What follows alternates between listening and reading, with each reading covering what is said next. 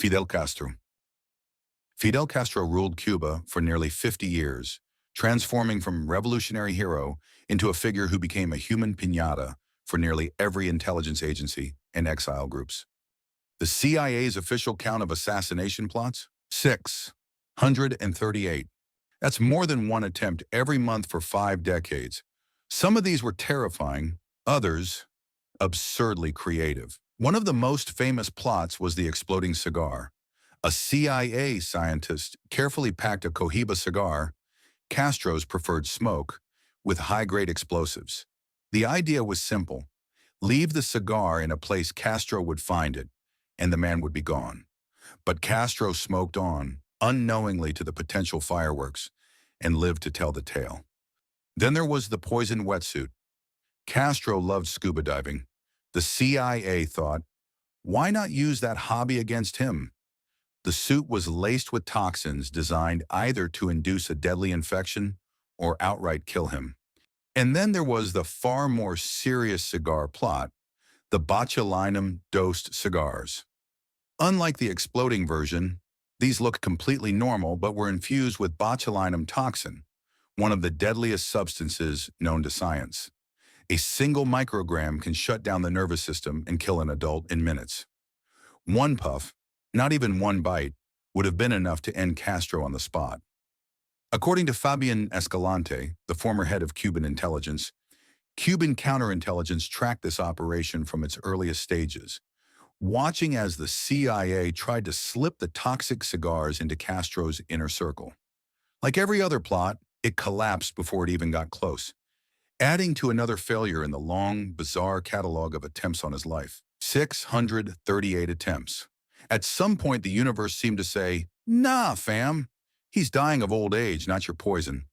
But behind the comedy, there was a terrifying reality. Each failed plot fueled paranoia.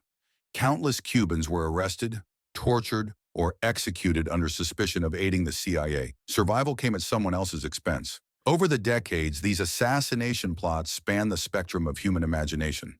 There were hollowed-out seashells, poisoned diving gear, even hand-delivered gifts laced with toxins. Each attempt became more elaborate, each failure increasing Castro's aura of invincibility. And through it all, the man who survived 638 plots eventually quit smoking cigars on his own. A boring end to a saga that had tested the limits of human ingenuity and stupidity. Benito Mussolini. Benito Mussolini, founder of fascism, strutted around Italy daring people to take a shot. And they tried, often in public, chaotic, and dramatic ways that made history look like theater. Between 1925 and 1938, Mussolini survived at least 4 major assassination attempts. The most famous was Violet Gibson. In 1926, a 50-year-old Anglo-Irish socialite. Armed with a revolver, she pushed through a cheering crowd as Mussolini exited a medical conference in Rome. She fired once, grazing his nose, then attempted a second shot, which misfired. The crowd nearly lynched her instantly, while Mussolini, bleeding but composed, bandaged his nose and continued his motorcade, turning a near-death incident into propaganda. Other attempts were no less cinematic. One plan involved explosives along Mussolini's motorcade route. Another, orchestrated by political opponents, required careful timing and insider knowledge. But luck, circumstance, and Mussolini's own habits foiled them all. The drama of these attempts illustrates the tension in Italy during the 1920s and 30s. Mussolini's survival wasn't just luck, it was a performance. Each time he survived, it reinforced the narrative of invincibility and allowed the regime to crush dissent under the pretext of protecting the state. It wasn't just about surviving bullets or bombs. The real terror was political. Every failed attempt became a justification to tighten control, suppress opposition, and manipulate public perception. Mussolini treated a bullet to the nose as a minor inconvenience, but behind the scenes, Italy's democracy was being systematically destroyed. Adolf Hitler. Adolf Hitler, the architect of the Holocaust and World War II, faced at least 42 credible assassination plots. These were often orchestrated by people inside his own government, with intimate knowledge of his movements and habits. The most famous, Operation Valkyrie, took place on July 20, 1944. Colonel Klaus von Stauffenberg entered Hitler's Wolf's Lair with a briefcase bomb. A last-minute change moved the meeting to a wooden barrack instead of the fortified bunker. Stauffenberg armed the bomb and placed it near Hitler's feet before leaving. The explosion shredded the room. Officers were killed instantly, walls collapsed, but Hitler survived, wounded only slightly.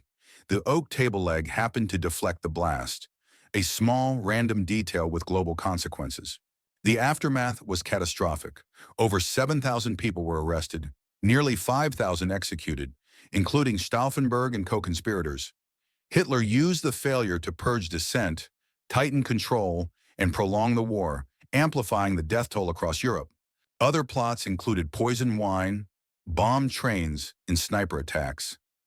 Each failure led to heightened paranoia, brutal purges, and reinforcement of his security apparatus. Hitler survived through a combination of luck and ruthless security, but the human cost around him was unimaginable. Saddam Hussein, ruler of Iraq from 1979 to 2003, he survived so many assassination attempts that he employed body doubles for nearly every public appearance. The 1982 Dujail ambush is one of the most notorious. Saddam's motorcade was ambushed by Shia opposition members.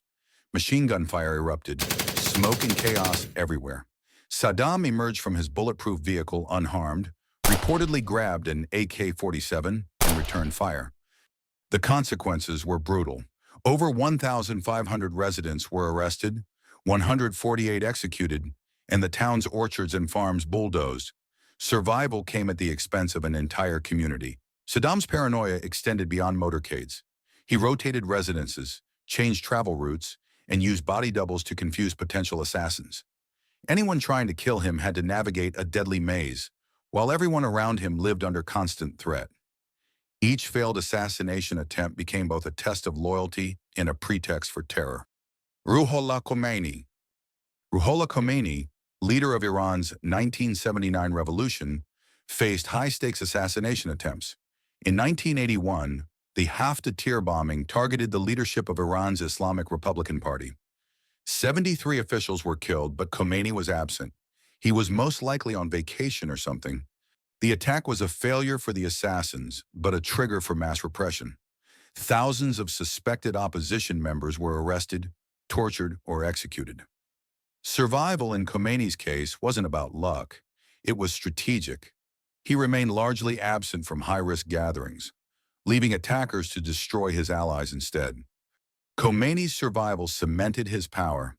Each failed attempt became a justification for purges, executions, and consolidation of control. Kim Il-sung, our favorite supreme leader's grandpa, he ruled North Korea from 1948 until his death in 1994.